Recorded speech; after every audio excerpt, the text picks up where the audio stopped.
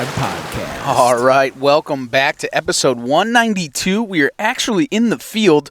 We are doing some nighttime scouting here, and we're super excited. This is your boy East Coast Trev, and in the passenger seat, we got the Madman Mardik. Let's go, baby! Let's go, dude. Turkey season is on fire. The thunder is rolling in, dude. I am Saddies are flying, and the turkeys are dying. Hey, I love that motto. I know you kind of jacked me on it, but I love it. We're going to send it. I know, and the thing is that I guess they're going to put that thing right on a t-shirt, dude. I saw that. Yeah, we tons of turkeys dying. You're looking on social media, and it's just great.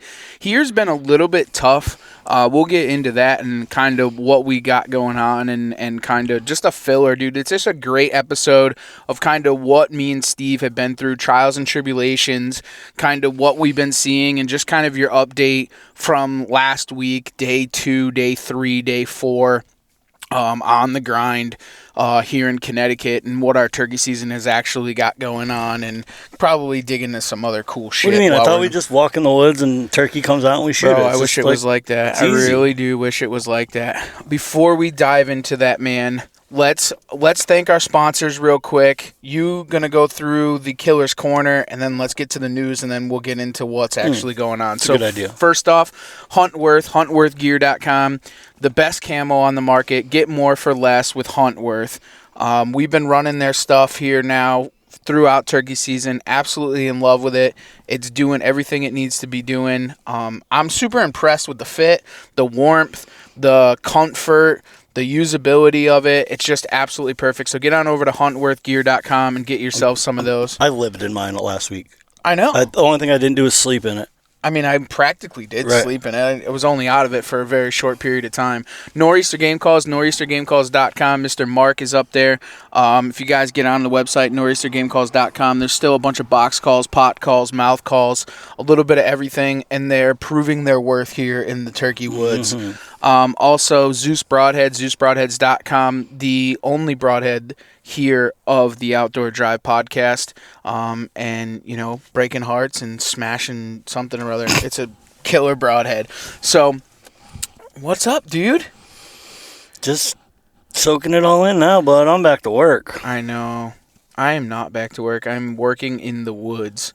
Also, our last sponsor, Bowhunters United.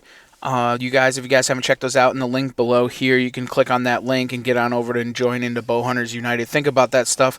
There's a ton of new stuff that's coming to Bowhunters United as far as the stuff that you get back for being a member of Bowhunters United, and they also sponsor News for Your Cruise. So let's take a second. Let's go see Mr. Mike Salter and see what's going on in the world of news. All right, guys, why don't we buckle up and see what's going on in the world of news with Mr. Mike Salter. Hey everyone, we're going to start this one off with another legislative victory, this time in Oklahoma, where SB 352 and HB 2355 were proposed to authorize the use of airbows. The House has voted down SB 352, with SB 2355 currently under review in the Senate Tourism and Wildlife Committee. The defeat of SB 352 was possible in part by Bowhunters United members taking action through their action alert system and sending their legislators BU's pre-written message to oppose these bills. Now to Utah, where the DWR's Habitat Council has announced that they have allocated $3.4 million from license sales towards habitat improvement projects, including hunting access. From 2006 to 2021, the council has allocated $37.6 million to complete 1,323 wildlife habitat projects, including improving over 280,000 acres of terrestrial habitat, restoring over 1,800 miles of streams and rivers, and acquiring over 28,000 acres of land and waterways now managed by the state or placed under permanent conservation easements.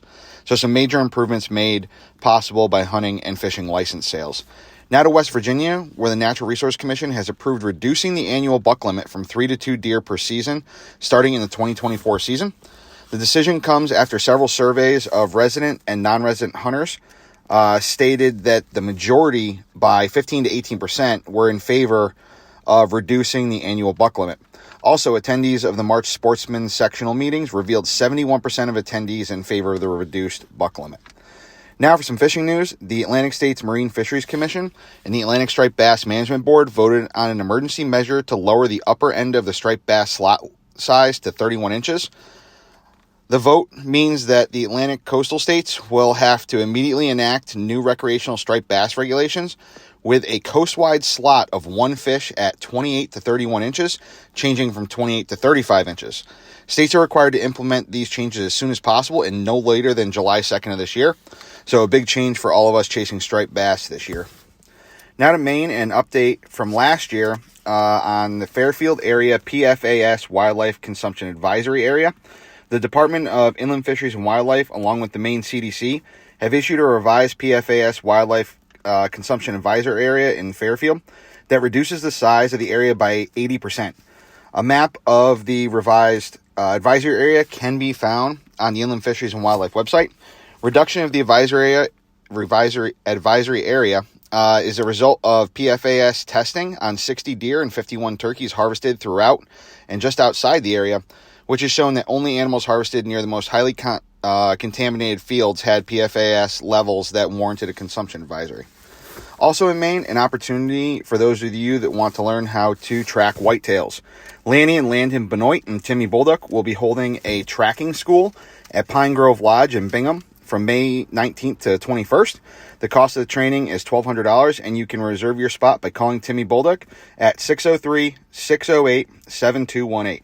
Now to Vermont, where the Department of Fish and Wildlife and Fish and Wildlife Board will be holding 2 public hearings to solicit input on deer and the department's 2023 antlerless harvest and youth novice season recommendations.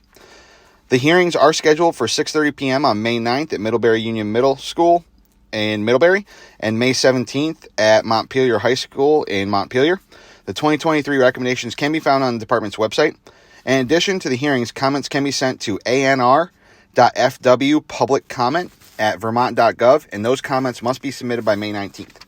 Now to Connecticut, where Deep's Fish and Care program will be holding fly fishing clinics for those that want to learn how to fly fish. Fly Fishing 101 presentations will be held through Zoom at 7 p.m. on May 9th, May 23rd, July 5th, and August 1st. And hands-on fly fishing field days will be held from 5:30 to 8 p.m. on May 18th at Winding Trails in Farmington, June 6th and July 25th at Center Springs Pond in Manchester, June 20th and August 8th at Pickett's Pond in Derby, and July 1st and August 22nd at Wharton Brook State Park in Wallingford. Space is limited and the program is open to those 16 and older, and all gear and instruction will be provided. Registration can be done for that one through Deep's website. Lastly, also in Connecticut, the Fisheries Division is seeking information about lake trout fishing and catching. They are asking anglers to log your laker through a link on their website, and even if no trout are caught, the information is useful, so please log that as well. The log will have several questions about date, time, type of fishing and tackle, fish harvested, size of the harvested fish, satisfaction of the fishing, and if there are other locations you would like to see stocked as part of the program, and also a spot where you can upload photos of caught lakers. So make sure to log those trips for lakers this season. Also, please don't forget to join Bowhunters United to take action and protect and expand your bow hunting rights. You can use the Outdoor Drives affiliate link in the episode description to sign up today. With that, as always, if you have any news to send along to me, we greatly appreciate it. Reach out to me at Mike Salter on Facebook or bearded_bowhunter21 on Instagram. With that, enjoy the rest of your ride. Thanks, Mike, and thank you, Bowhunters United, for everything you do for the news for the cruise. All right, Mardik, now it's your time to shine, dude. Let's do a killer's corner because everybody is smacking down birds. If you guys haven't already, get onto our Facebook group, The Outdoor Drive, and the Outdoor Drive family there, and post it up, and then you can get a nice shout-out here from the madman Mardik himself. Shout out from me, baby. All right, we got Jeremy McGillicuddy, my man, smacked one. I think it was Saturday morning before the rain. Scott McGregor got a public land bird. Cody Pride, first Merriam in Nebraska. Then he rushed home for Ohio's opener and got himself an Eastern there. How do you say Gene's last name? Gene Gunther. Gunther. First out-of-state gobbler in Iowa. Congratulations to you. We got 13-year-old Hayden Schutz turkey and 9-year-old Waylon Cossett. And that's a mean first bird. gobbler. Yeah. And then real quick, shout out or check them out, Tri-State Skin Divers. Registration's open for that. So that's, excuse me. Registration for Tri-State Skin Divers and Tri-State Leaderboard Tournament are now open at www.tristateskindivers.com. The entire month of May, you can contact them with any questions at tristateskindivers@gmail.com. And even if you're not into that stuff, check out their Facebook page. I don't really spearfish. I've been a couple times, but I like to follow along on that stuff. Yeah. Oh, no, it's just cool to see some of the stuff that they shoot. I mean, they're not only shooting local fish, they're also shooting blue water fish, which is kind of really cool to watch them shoot big tuna. And there was a big barracuda last year that broke a world record. Just some really cool stuff on there. That There's sharks out there, and I don't mess with sharks. Yeah, I don't mess with sharks. Sharks are like snakes. Yeah, they're just not they're fun. like the snakes of the Of the water? Yeah. They have water moccasins for that, but okay, never mind. We'll just leave that alone. So let's break into. Let's do a little bit of breakdown. We both were able to kill a bird on day 3. So that was really cool. That was fun. That made for a really good day. We grinded though. That's the thing. And let's go back to Thursday first, because I think we left off Wednesday. Yeah, we had opening day, day 1, and then day 2. We went back to try to kill that bird I passed. Yeah, at 40 yards. Yep. This Old bird one is feather. just a pain in my ass. I mean, you're still hunting that bird and having problems. Yeah, I like it though. I like the challenge. It's a lot of challenge. He's like an old mature buck, target buck. But no, Thursday morning, I thought we had a good setup. We pretty much went to where he was hanging up on us Wednesday afternoon, or late Wednesday morning. He's on the limb, gobbling right where he's supposed to be. He flies down. He's comes over the hill, and then just ghosts us. Mm-hmm. Ghost. It was He completely shut up, and we're calling at him, and we're hoping that he was going to come over the knob. We went to where he kind of hung up on us to kind of get in what was particularly his strut zone. Right. And then he wouldn't do it. So we start calling, and then we had called up a bird from another valley. Oh, I forgot about that. And that bird starts coming in, dude, and it's like maybe 75 yards, and we're in some thick stuff. Like, obviously wouldn't be able to see us. He fires off, and then completely shuts up again. Mm-hmm. Like, what? What just happened, dude? Like, it didn't even make any sense. Like, where did you come from? You were on a tear right into us, and then completely just knocked right off, dude. Like, what? How did that even happen? And we sat there for a bit. Maybe he was going to come in silent. He was on fire, dude. He come over 2 ridges and almost instantaneously, like. Yeah, because the first time, we could barely hear him the first time he gobbled. Right. And it was like minutes, and he was in our lap. We were having so much trouble, striking birds on Thursday. Like, we would see the birds that were in a piece of public. They would fire off 1-2 times, and then they would shut up. Mm-hmm. Like, remember we left there, we went to a piece of public, we seen 2 birds in a field that I've never seen them in before, just always look there, see the birds. I said, Steve, back up. So we go and we get in a parking spot, and we go to do a loop around him to get up in there. I fire him off. He gobbles 2 or 3 times, dude, and then completely shuts up. And I'm like, dude, what are you kidding me? So I try to get a little bit closer into his strike zone, and he never fired off again. And it was kind of like a hen kind of drug him off. And I was like, dude, what in the world is going on here, man? It just didn't make sense. And then we left there, went down the road, and seen another bird. Right? You're talking about the 3? No. He was. I don't want to spot burn. No, it's all right. He was on the corner. Remember, I said, "Yo, stop here." Yeah. I hit the call. He fires off right on top of the hill, dude. I can see him, and I'm like, "Oh, all right, dude." I said, "We can make a move on him." So we go down and we try and make a move on him. He's hammering, and then he starts to fade off, like he was going in the opposite direction. So we tried moving down even more, and then he just shut up. Mm-hmm. And you're like, did I skyline? Like, what just happened? Like, it didn't even make any sense. So you kind of get upset about that. And then we left him. We went to another piece of public.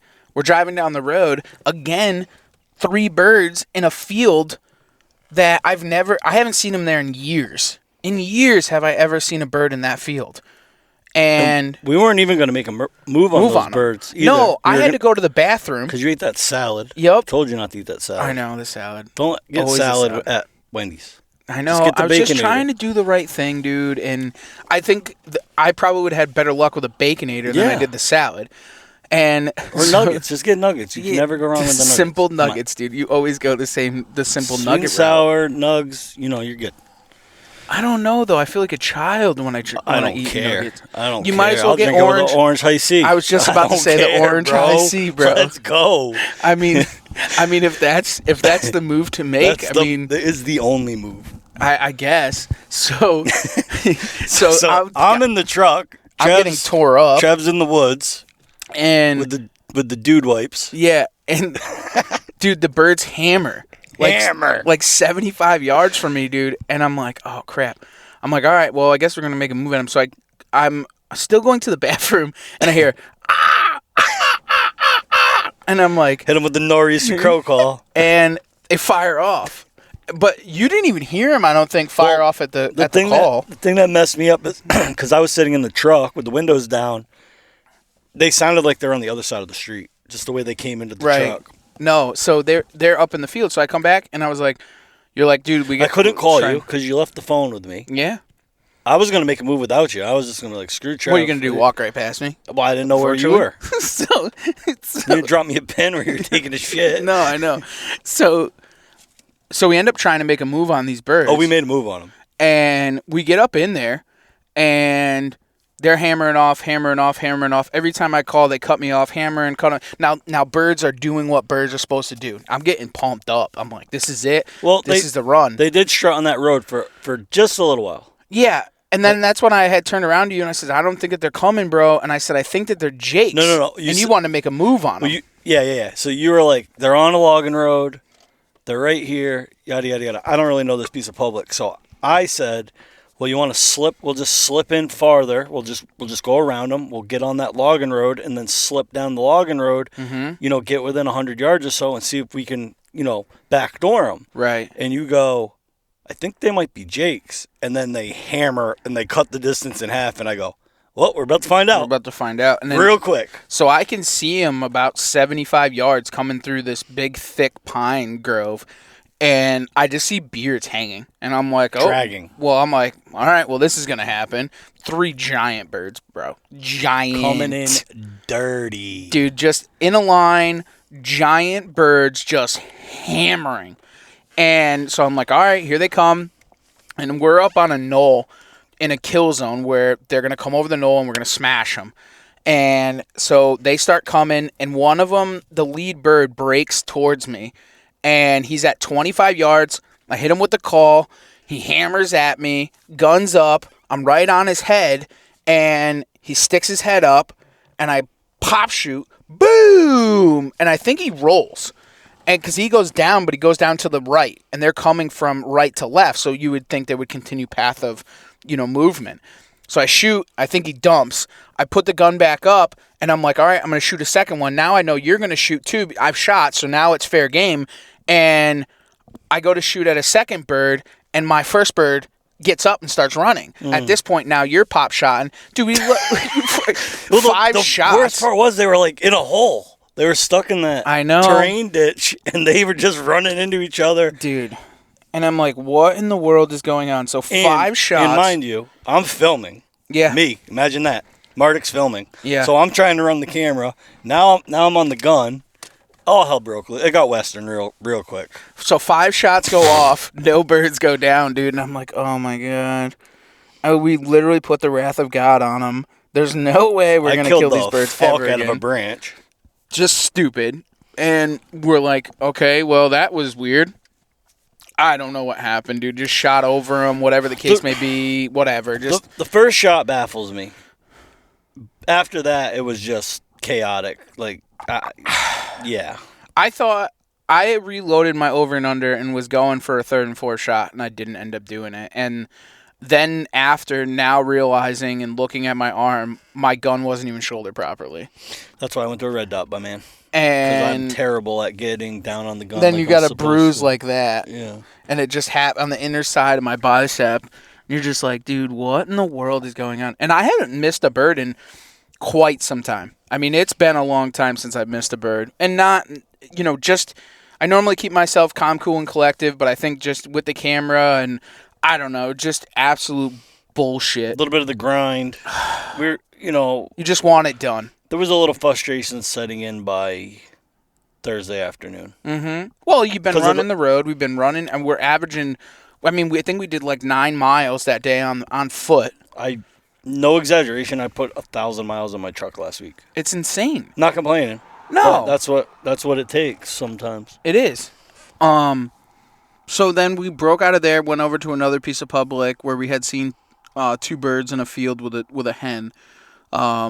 And we got up in there and called, and I think they gobbled once, twice, maybe.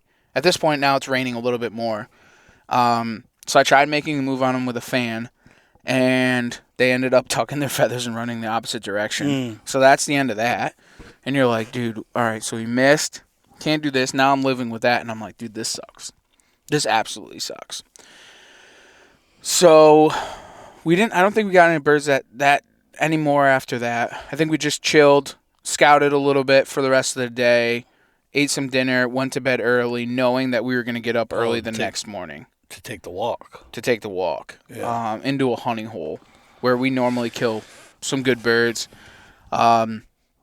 So we went home, chilled, got up early morning. 3:15 we left the house. 3:15. Left the truck at 4:30, and started making the hike. 1.3 miles to the top of the hill. And we got in there. And you struck one with the owl call. He ended up chilling there. We ended up moving back down a little bit to kind of where the kill zone is. And we sat in there. Right off the rip, I'm calling, and the bird is coming, and it's getting closer, and then it doesn't gobble anymore. And out of my peripheral, now mind you, and I'm going to set this up for you. So there's 2 intersecting walls. To my left, it's about 10 yards off my left-hand shoulder. And the wall's right there. And I had mentioned, like, all right, we got to move off this wall just in case they spit over this wall. We're like, it is what it is. Let's just hunt it. And there's another wall about 60 yards out in front of us. And we're hoping they're going to come through the break in the wall because that's where we're pointed. So we have guns up. We're ready. He's coming. And he just goes completely silent, would not gobble back. Out of my peripheral, 10 yards away, I can hear, and it's wings. And I can see this big black blob move at the stone wall. So I flip over to my left, and I get up, and I go to see if he's over the wall, like running away. And I didn't see anything. It's wide open over there. I know, it's super wide open. And I didn't see anything. So now I'm like, whoa, what the hell? Well, hopefully it's not the only bird. No, we knew that other bird was. Well, the other bird. Yeah. Well, there was like 2 or 3 other birds gobbling down yonder, and in the holla. Then the holla. So we're like, all right, whatever. So we start calling. This thing would it would gobble on its own, but wouldn't respond to calls. So we sat there. Yeah, that was wild. I don't know. It was super weird as far as calling and like coming back. I don't know, dude. Like the birds just did not want to cooperate and play the way that they wanted to play. So that's when we decided to move off the wall just a little bit more if one was going to pop over, and we could watch this one area on a big oak tree. Oh, and we both can I had a little flat rock I was sitting on. I was loving life. Super perfect spot. Beautiful morning. There was like a light fog. And I said to Steve on the walk in, I go, dude, it's a turkey killing morning. Turkey killing morning. Like pressure change. Everything's perfect. They're going to gobble. And so we moved to this big oak tree. Now we can shoot both stone walls. And we're sitting there, and this thing's not responding. So we just sit there, and we're just chilling. Every once in a while, we give him a call, kind of throwing everything at him. Little bit of slate. We threw a box call at him. One point where both of us were box calling. He ends up responding. And the beatbox. Yeah. So he sits there, and I'm like, okay. He might come, he might not. So we sit there a little bit longer. Then he gobbles on his own. So then we hit him with the call. And he responds. So we said, okay, he's coming. So this bird starts coming, and it's a little screwy because now we're in bigger oaks, and there was like shooting lanes, like, hey, if he's on this side or that side, like shoot, this don't shoot. And he starts coming. Boom, he shows up. And I could see him. He is better than that. He gobbles on the other side of the stone wall. And then we don't hear him for a sec, so we know he's right there. It's just a matter of him coming through the wall. I don't think you could. I saw him first. I could see him strutting when he was down that far. Bird just appears out of the fog. Like one of the coolest things I've ever seen. It's just all of a sudden you just see a white head faintly coming out of the fog, and then all of a sudden he just goes into full strut, and you just see the tail fan coming through the fog. It was amazing. Anyways, go ahead. Your story. No, and it was super badass. So I could see the same thing, and you can just see the fan, and it's just appearing in the fog as it's coming up through this flat. And so I can see it, and Martic's like, don't call. He's looking right for us. I go, okay, we'll call. Now he's behind the oak tree. Right, yeah. Now he's behind another big oak tree, and I cannot see him. So Martic's like, don't call. So he's looking. And I'm like, now I'm getting anxious, though, because I can't see him. Right. The problem is we got the stone wall to our left and like I guess you call it a swamp to our right. They're what, 40 yards apart? Yeah. And it's a strip of just mature hardwoods. So you can, if you were to turn around and look behind us, you can see 100 yards. Right. So this bird's at a spot where he's now looking for the hen that he thinks he heard. And he can see 100 yards. He sees no hen. So I'm telling Trev, don't call, because if you call right now, he's going to look right at us and there's no hen here. Just hope he gets frustrated enough where he's just going to keep coming in search of that hen that he had just heard before he crossed the wall. So he's like, I don't know, I'd say 40 to 45 yards away. Yeah, I'd say all 45. And he's in there, and then he finally appears, and he comes out from behind the tree, and he sticks his head up like he's looking. But normally, like, they'll put their head back down. You know what I'm saying? Mm-hmm. He's not going to keep his head up really long, but, I mean, he could if he's looking, right? So he puts that head up, and he starts getting kind of, weary. And now, at this point, I can't see him. No. I could see him the whole time, and Trev couldn't. He shifts behind this oak, comes out on Trev's side. Now, Trev can see him, and I cannot. Just his head's out, though. Right. And he pokes his head out, and it's up. And the camera's rolling, and I'm like, okay. And I say to Martic, okay, I'm going to shoot. He sticks his head up, I'm going to shoot. So he sticks his head up. He's on behind the tree. I click over to the 5.55, my bottom barrel, and I let it rip. And he, jumps up, and he starts to run away. And as soon as it goes to run away, Martic hammers him again, and he stumbles off and just kind of is all weary. So I get up and I run over there and I get a little bit closer, and now it's going to be my top barrel with just my extra full, and I shoot him again, and the thing's still alive, and he's just but he's all screwy, right? And he's walking, and I've had this happen. I call them zombie birds. I've had this happen before. I shot one dead on running down. I mean, straight running down a tote road at me 4 or 5 years ago, dude, and this thing comes in 12 gauge, long beard XR, dude, and he's coming right at me. Wham! Dude, and just rolled him backwards. He gets back up, and he's stumbling around, just bleeding out of his face, right? And he's coming now he's coming at me at this point, right? So I hit him with another one. Boom! 3.5-inch long beard. He's still coming, and I could just see him profusely drink, out of his face. He can't see anything, and he slams right into a big oak tree, and he's still alive, So you go over and you do your thing and get them all out. So this same bird's doing the same thing. Exact same thing. And he's walking into a tree. And Mark's when I was a little bit behind. Actually, my gun, I guess you'd say jammed. I think I short stroked or something, but it fetched up on me. So Trev had jumped up, ran after it. I cleared my jam. I come up behind. Now Trev's out because he shot twice. So I catch up to the bird, and he's just leaning against a tree like a boxer in the corner of a fucking ring. And I'm like, do you want me to shoot this thing? And he's like, no, he's dead. And I'm like, he don't look dead. He's looking right at me. Yeah, but he's like, he's not dead on his feet. Yeah, he's dead on his feet. And it's like, what are you going to do, dude? Just straight decimate him at this point? And like, Look like Rocky Balboa. No, you just grab a hold of him round and do what you need to do. But and you were like, I shoot him again. And I was saying to you, I was like, I've been in this situation. I've had this happen before, dude. Like, they just... I was good because I've already burned through enough saddies for you the last 2 days. I was like, I don't want to shoot another round. And it's crazy because we were talking about this post, and I was like, dude, for some reason, I don't know if they just have like a serious will to live, like a big buck in the rut, like they just go, you know what I'm saying?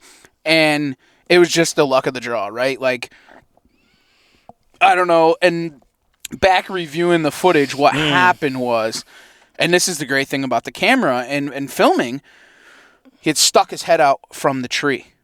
When I shot, you can see half of the pattern skim the side of the tree. Right. So my stopping power has now minimized. You know what I'm saying? So you're sending half the rounds down range at him. And luckily had 2 guns. We were able to lay him down, but crazy, dude. Absolute crazy. It was absolutely picture perfect. Beautiful. And laid him down, and we did our thing, smoked with him, hung out, and kind of reminisce on it. But killer turkey hunt, like absolute picture perfect. It just was what it was, man. And then so we did the trek out, got back out, did a bunch of pictures, this, that, and the blah blah. Then we start running around. Now we're putting miles on the tires, trying to find something to play. And did we end up finding something else to try and play or no? We had a tough. Was that That was the same day you shot yours. No, I know that. Was that the same? What day was it that we played with that one across the street? And you couldn't get him across the street. Was that Thursday or Friday? I'm not really sure, to be honest. I don't know. We messed around with so many birds that just would not cooperate in the notes. the right realm. So anyway, so the day goes on. We put the miles on. We grab some lunch.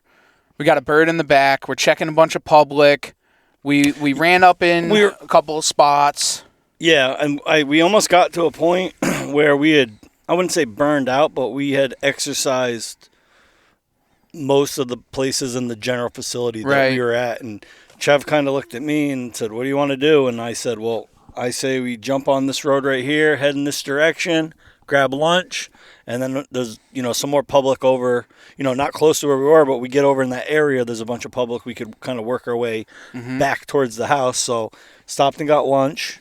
That's when we had checked those public, and then we got on the highway, went down a couple of exits. You're like, dude, I got a spot that I've been scouting for deer that might be a good public spot. I got off the exit. And that's when I thought of it, and I was driving. That's when Killer's Gonna Kill came into play. So I was driving, and I knew I was in the general vicinity of this new spot that I had scouted for deer, but because I was coming in from the opposite direction that I would be if I was coming from home, I wasn't exactly sure where it was, northeast, southwest of where we were at that particular time. So I pulled over, GPS'd it. It was 7 minutes away, back the other direction. So I'm like, dude, what do you think? And he's like, are there birds there? I was like, I don't know. I scouted it for deer. We're tired. We're grumpy and ornery. I'm surprised we didn't get in a fucking fist fight last week, to be honest with you. But anyway, that says a lot that we survived last week together. Yeah. And that is one thing I do want to talk about that, because sometimes you hunt with somebody for 3-4 days and you just start to get. Like, one person will make a play or want to make a play, and then the other one, and this didn't really happen, but it does. I've had this happen, where like you get like pissed and you're just like, whatever, bro. Yeah, well, it's lack of sleep. Like literally no sleep, grinding, work, driving everywhere, and it easily could get frustrated, and then take it out on your hunting partner. Yeah. So we survived. We're good. Especially when you want to kill something, right? I mean, it's just kind of one of those things. So anyway, so we're down 7 minutes from the spot. Yeah, and like I was saying, it would have been very easy at that moment of time where we were mentally to just say, fuck it, and just keep heading the direction that we were planning Just on go going. home. But something clicked in the back of my head, and I said, no, come on, we're already here. So I turned the truck around, shot back up another exit, got off. Trev had never been to this spot before. And when we pulled onto the road that the public starts on, there's a truck parked right there. And I was like, dude, don't worry about it. It's a big piece of public. That truck's a mile from where I want to go. So we run the road all the way down, and as we're pulling up to my parking spot, there's no truck there. And I said, I'm going to buzz by it because this is the end of public, and just after the public, there's a big ag field. I said, let's see if there's anything in the field. So as we're pulling up to the ag field, I remember saying to you, I said, ideally, if there's a bird in this field, he's in the back right corner. And as I say it, There's a bird. There's a bird in the back right corner. I'm like, you've got to be kidding me. So whip the truck around, back the truck into the parking spot. It was 1 o'clock on the dot. And I said, he'll be dead by 1:30. Well, the thing is, so I get out of the truck and I take the bird that we had already killed and put it in the front seat. And I'm like, I'm looking on the ground, dude. And I'm like, those feathers ain't from my bird. There's feathers everywhere in the parking lot. And I'm like, dude, what? And I said, yo, Mardik, I said, someone already killed a bird here. And I said, well, we know there's one that's still alive. Yeah, exactly. So, like, all right, we're going in. Yep. So we run up in there. What do you think? It's a quarter mile? Yeah, maybe. A couple minute walk, whatever. Straight up in there. Luckily, I had deer scouted it, so I'm familiar with the terrain, the layout, the vegetation, and all that stuff. I already had in my mind, like, a perfect spot where, we should be able to kill this bird. So we get there, and before we get too crazy and get set up, I said, hit the call, see if he strikes. Trev hits the call, and he hammers back. I said, all right, let's get ready. Yeah. So you set up in one spot, and then you're like, no, this isn't going to work. So you had to end up moving. Yeah. So now you're, like, in front of me, but off to my right. So I was... And the bird's coming from the left. So I was like, okay, I said, the only problem is, and the good thing we had, there was, like, a peninsula of, like, briary, thick shit. So he couldn't come through there. It was either left or right of this peninsula, we'll call it.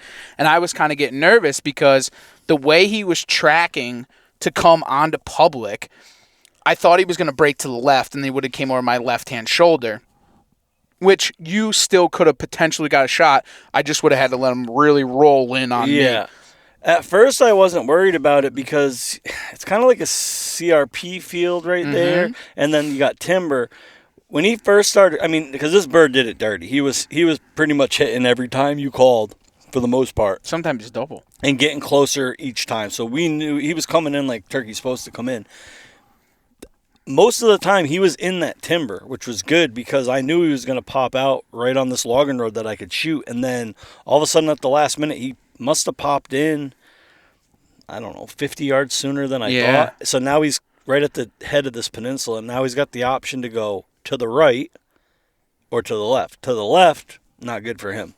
So yeah, I did get a little nervous about that. Yeah, I was just hoping he was going to work down that tote road. And when he started to get to that break, I turned my head and kind of threw the call to the right, my right, his left, to try and get him to come down that tote road, just so it was more on that side. Whether it worked or it didn't work, in that aspect, I don't know, but he did end up coming down that tote road. He hammered right there at that tip of that peninsula, and I was like, okay, here he comes. That's when I zoomed the camera in, and you could see him right there. He starts strutting. I hit him one more time. He lit off and gobbled, stuck up his head, and started coming down the tote road even heavier. And I was like, you're done. At 25 yards? Yeah. At best. At full strut, gobbling in my face. Mm-hmm. And I was like, well, if you're going to come, just keep on coming. So I'm just filming him, and I'm thinking in my head, I'm like, okay, we're good. Shoot. You're good. Shoot. You're good. Shoot. I wanted him to try to suck start the barrel. I mean, he was close to suck starting the barrel, but I was like, whatever footage we're going to get, we got it. It's on now. You know what I'm saying? Whatever now is a bonus. And he did exactly what he did dirty. Ends up, he stops, he struts, and then he starts to come out of strut, dude, and you just see him just crumble. I crushed him. The thing is that when we went to go leave the truck, one of the big things is Mardik knocked his gun the day prior. So we were nervous. Wednesday after I shot my first bird. And then Every time I shot after that was off. But Or they we were thought. also running birds. Correct. But you were still nervous. And when we Yeah. went to go leave the truck, I was like, bro, you want me to bring a gun? Yeah. And you're like, no. He goes, one bird, one gun. If it works, it works. If it doesn't, it doesn't. Yeah. And I said, okay, fine. You're up to bat, dude. It's Yeah. your decision, dude. This is your bird. Let's make it happen. And, dude, he didn't. He Dude, literally crumbled. folded. In his feet. I mean, it was epic. He looked like a deer getting heart punched by a 300 Win Mag. He just buckled. Just buckled. And that's one thing we talk about this, in episode 188 with Aaron from Sadie's. You can stop the flop. It is stoppable 100%. with tungsten. And that's one of the things they don't flop with tungsten, and that's what he did, and that's picture perfect. You're finally getting a bird to be able to work, do what you want it to do dirty, and you crumble him right in a spot. And the cool thing about that bird, I've shot, I don't want to put a number on it, but I've shot a lot of birds in my life. Been very blessed with opportunities to shoot birds, and you always look for a special thing in a bird when you walk up to a bird. The white barring, double white barring on My bird last year had two, that. correct? Yep. Which is always beautiful. You get the ivory, spurs or the dark spurs, the thick spurs. I mean, there's a lot of things. That guy had posted one on CT Hunting last week with the extra paint. Yep. You know Yeah. what I'm talking about? Yeah. Mm-hmm. And then there's you get double spurt. I mean, every bird has something different to it. It's very unique. One of the things about your bird was Did you see the one Dave Owens posted? The double beard? the double beard Side by side. Dude. Insane. I thought that was a picture edit at first when I first watched it. It's like a mirror image or something. Dude, super sick, dude. So badass. So we walk up to the bird, and the bird has no barring, no brown barring on its tail. It's almost pitch black. Yeah. Super cool, gorgeous. I lost my mind. Yeah. It was so sick.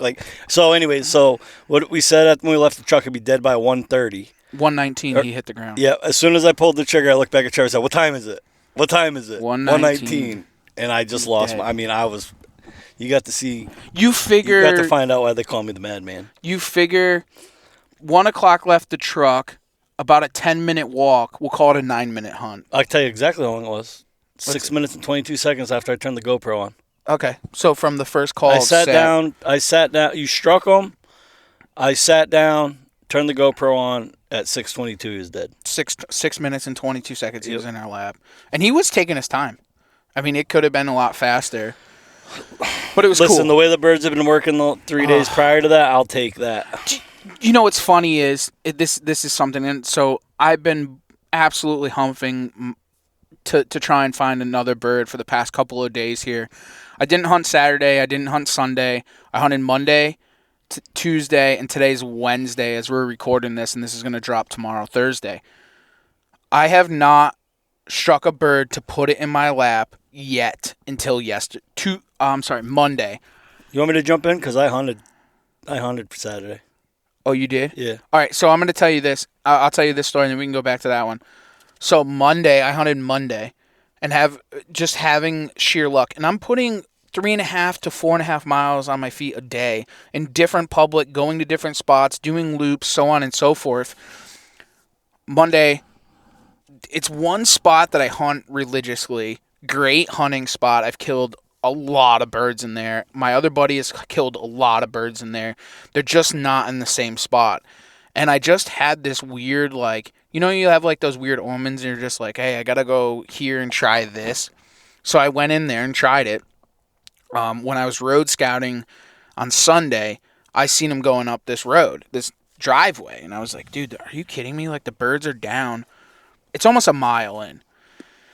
So I get down in this peninsula, and I hit the slate call, and he fired off. And I'm like, okay, he's far. Start looking at the maps. I'm like, okay, I'm 600, 800, and I'm 400 and something feet from this house. I got to be 500. So then I come back up, and I work this little tiny hill, so I get myself almost to 600 feet. I love to play with the buffer. I sit down. I drag the branch over. At the time I'm calling, he's still firing off. I sit down on the ground, flip open the camera, start pointing that direction. He fires off down below the hill. no sooner than me grabbing actually, I didn't even grab my gun. My gun was still leaning on the thing. I look out, and there's a fucking hen at 20 yards away from me. And there's a Jake right behind him. And I'm like, I should just level this Jake, right? So I'm filming the whole time, dude. I'm rolling the film right by him, right? Not paying attention to the viewfinder. I'm watching this hen. I'm calling. He's gobbling. I can see his white head about 75 yards, dude, and he's just hanging out back there. I'm like, okay, here he comes, here he comes, here he comes. Now, mind you, that fucking hen is probably 10 feet away from me. Literally 10 feet away from me, and she's purring. I'm like, you fucking bitch. And there's a Jake right there, and the Jake starts getting a little weary. Now, mind you, fast. I'm talking like fast paced. This thing is in, these birds are in Tom, and he's coming. Gobbling. I'm filming the whole thing. Fucking, this is awesome, dude. I said, I'm going to level this thing. And the hen putts. And I'm like, you bitch. Now the Jake putts. And I see him, and he's like 40 something yards away, right? And I go to put up my gun, and I'm on him, and I go to shoot, and I go to shoot the Tom. He's like 35, 40 yards away. When I go to shoot, bro, I see this giant cloud of smoke. Just like, I shoot, boom, and just a giant cloud of smoke. And I'm like, what the hell just happened? What the hell just happened? So, and they all run off. And I'm like, what the fuck did I just do? What happened was, there was a vine in front of me. And I'm starting to play this all back in my mind. There's a vine in front of me. So instead of shifting my entire body, I shifted the gun out. When I shifted the gun out, come off of my cheek like an idiot, I go to shoot, I shot a giant fucking rock. And when I shot the rock, you could just see this giant cloud of smoke. And I'm like, are you kidding me? This is the second bird that I've missed. And I'm just like totally and utterly just pissed with myself. So I'm like, all right, I'm going to look back on the footage. Bro, I flip open the view screen to go and do it. It says, error, no SD card. I forgot to put the SD card back in the camera. And I'm just like, dude, what is going on here? Like, I just don't understand what, like, just whatever. But it's tough enough to the fact that I can't get birds in range or get birds to work the way they're supposed to. And the ones that are working, I'm making rookie mistakes. Like, just absolute rookie mistakes. And it's okay. It can't be perfect all the time, but, like, dude, I'm missing just as many turkeys as I did deer during deer season. Like, what is going on with me, man? I'm just like, I don't know if it's the camera or the anticipation of just working really hard. At that time, I had from sun up till I didn't strike those birds until almost 1:30 in the afternoon. That was the first gobble I had heard all day long, and almost 4 miles on my feet, 5 miles on my feet, doing circles in new public, whatever the case may, rain, no rain, all day. You're just frustrated. Finally strike it up, and you just want to kill that bird, and you want it to go right, and then that happens, and you're just like, what the fuck, dude? It's so irritating. It's like, I don't know. Two words for you. What? Red dot. Yeah, I know. What? I said I can't really put it. I'm gonna have to build another gun. I'm not gonna be able to put a red dot on my over and under. I that's why I have it. I have a terrible bad habit of not getting low enough on the gun. I know what it's from. It's from years of shooting rifles, and I just tend to be high on the cheek, or low, or whatever, down on the chin. Right. And I'm too high on the gun. Beads right on the turkey. Everything's good. Good trigger press, and I shoot right over their head every time. Once I put the red dot on, I don't miss turkeys standing still. I mean, I missed a couple this week, running like hell. But if they're standing there with their head out and they're in range, lights out. So what's funny is, and one of the things, and the last time that I remember missing a bird with a gun, it was youth hunting. I was 12 years old. It was two of us hunting, me and one of my dad's good buddy's sons. My dad calls in these two birds, absolute giants. I remember I could tell you, I could literally close my eyes and literally picture this entire hunt. It was absolutely epic, and I remember this like it was yesterday. I'm sitting with my pops. We made like a small ground blind. My dad's friend Ed and Ed were to my left hand side. He was first on the gun. He's a a guest on our property, so he gets first shot. My dad ends up calling him in, and I remember it like yesterday. My dad was using a gobble call. Okay, so he would call and then gobble, right? These two birds come off this ridge. I remember it like it was yesterday. The sun was coming up. These giant birds, dude, full strut, come out of strut and run as fast as they can, then full strut again. I mean, like, run. I've never seen birds, like, they were almost tripping over their feet as they're running down this hill. So they come in and they're strutting right on this tote road right in front of us. And little Ed goes to shoot, and his gun goes click.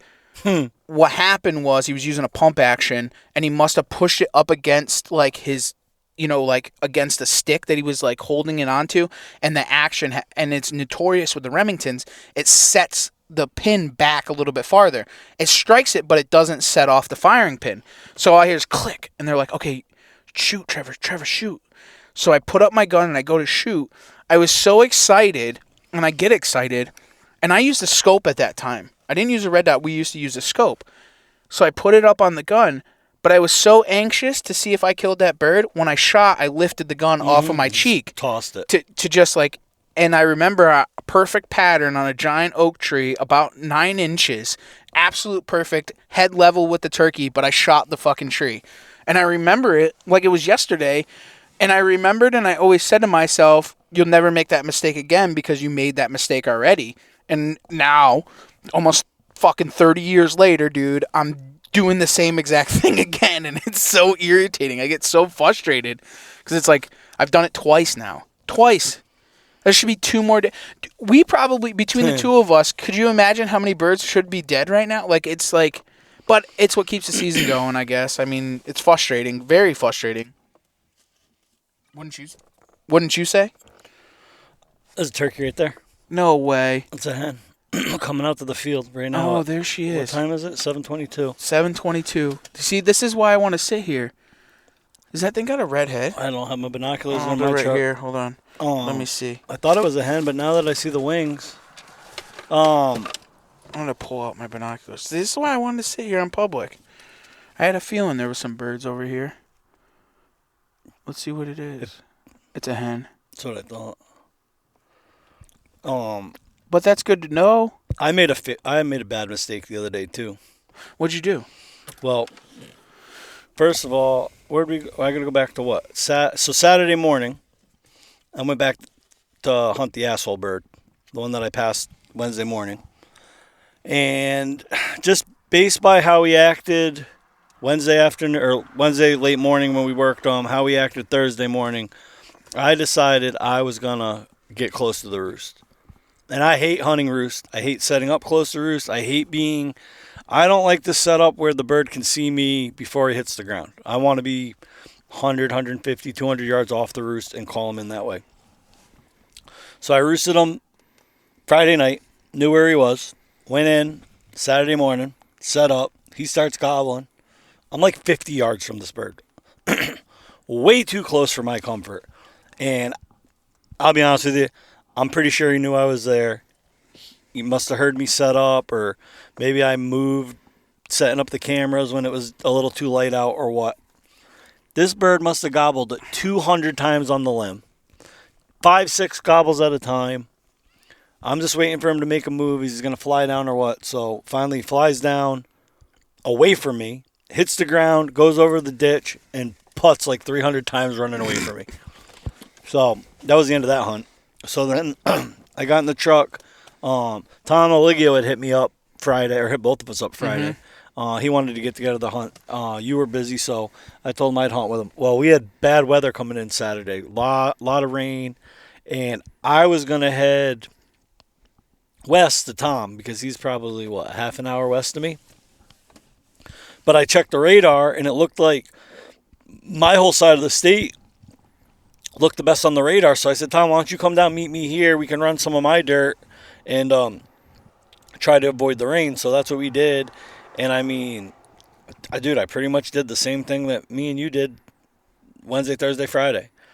Just any piece of public I thought could hold a bird. Some places I knew, some places, new places I had never walked before. and we just put miles on the truck and boots on the ground, just trying to strike and trying to strike and trying to strike and trying to strike.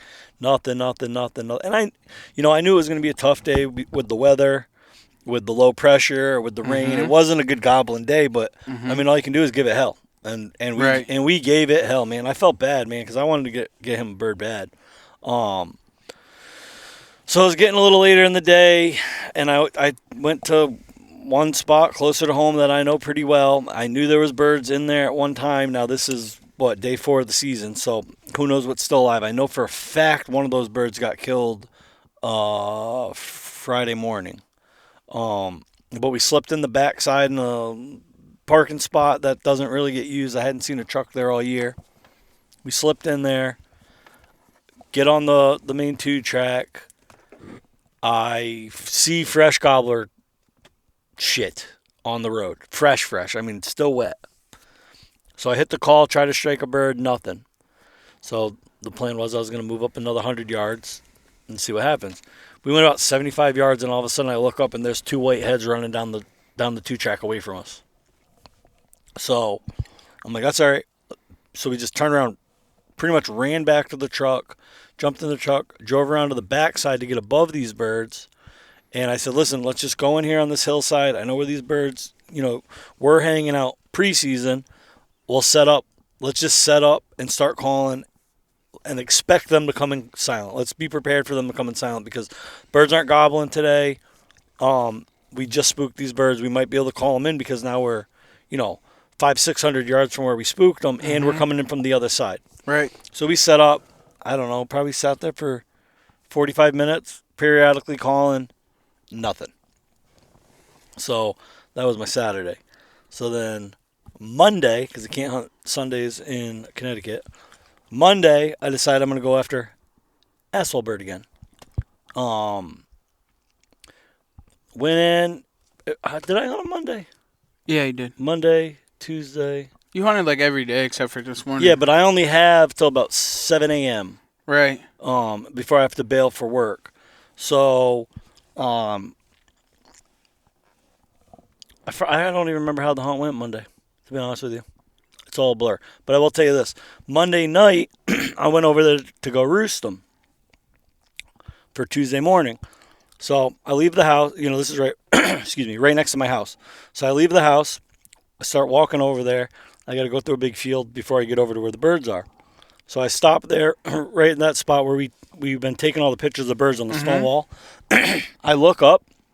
Here comes a coyote coming right at me, right down the rip. I don't have a gun with me. I don't even have my pistol on me. I'm all discombobulated. So the only thing I could do was pull out my phone, turn it sideways, and start recording. And this coyote comes to like 20 yards. I'm in the wide open, no cover, just standing there not moving. Coyote stops at 20 yards, looks around, turns, parallels me, jumps the wall, comes out on the other side, still 20 yards away, turns around, takes off away from me. Never knew I was there. As soon as he gets in the timber, I turn around and sprint back to my house, grab the coyote call, grab the remote, didn't grab the camera, grabbed my gun, went right back to where I just saw him, set the e-collar down, got in the bushes, hit pup distress. Within 45 seconds, here comes that coyote, right from where he just came from. He's standing there at 40 yards. I've got my turkey gun with me. I'm about to roll this thing with the saddies. I mean, I'm going to devastate him. I want him to come a little bit closer. Just 40 yards, number 9s, number 7s, whatever. It'll do it, but I wanted to get him close, 20 yards. So, he's not moving. He's just held up. So sometimes the call's still running. So sometimes if you mute it and stop the sound, then they'll keep coming because they want to know where the sound went. So I hit mute. The coyote's still standing there. I said, you know what? Maybe 40 is the best I'm going to get. So I kind of ease up, put the red dot right on the side of his head. Click. My gun was unloaded. I never unload my gun, ever. When I'm at the house, my guns are loaded. Always, because this kind of stuff happens all the time. But because we had been running so many roads last week, I had unloaded my gun. And how many times did you see me press check my gun last week? Right. Like, I'm constantly, we leave the truck. If we strike a bird, 150 yards away, the first thing I do is I press check just because I need that verification that there's one in the chamber. It's just a mental thing. Like, I know it's loaded, but I just got to see brass. Well, this happened so fast, I never loaded my gun. So here's this coyote at 40 yards. My gun just went click. I laughed. I knew I had no bullets on me. Coyote's still standing there. So I picked up a rock and threw it at him. He didn't run. So I picked up another rock, threw it at him. He finally kind of bounded off, ran back to the house, grabbed 3 shells, back to the same spot, called again. Of course, he's not going to come back in. So I had just enough daylight now to head over to try to roost that bird. Boom, he's in the same tree he was in Saturday morning when I set up too close to the roost. So now I got a better game plan for Tuesday morning. So Tuesday morning I go in, I set up not as close as I was Saturday, but not as far away as we were on Friday or Thursday. Good spot, good view. He's on the stick. He's gobbling his head off. Finally hits the ground. He's coming in this little, kind of like a food plot I have. I didn't plant it, but I cleared it. So it's just like natural grass is growing in it. And I see a hen come out. She's in the food plot. I hear him gobbling behind her. And then I see him come in full strut. Old one feather. Can't miss him. He's missing that middle tail feather right in the middle. So he's standing there. And I can't call this bird in. He's not even gobbling to the call. He's standing there just hovering around this hen at, like, he's 80 yards from me. The hen's like 20 yards from him. And he's just sitting there strutting for her.